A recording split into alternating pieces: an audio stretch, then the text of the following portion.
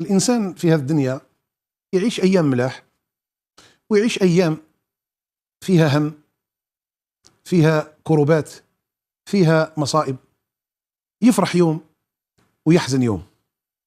الأيام اللي فيها الأفراح وأيام طيبة الإنسان يشكر ربي عليها.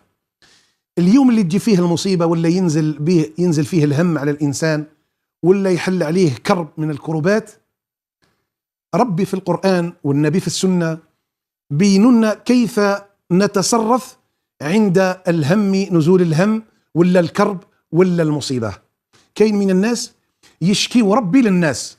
كيفاش يشكي ربي للناس؟ يقول لصاحبه، يقول له ربي مفتح علي حتى باب، استغفر الله، ويقول له ربي شافني غير أنا، كل شيء مغلوق، ويقول له ربي عطى للناس وأنا ما عطانيش. هذا راه يشكي ربي للناس.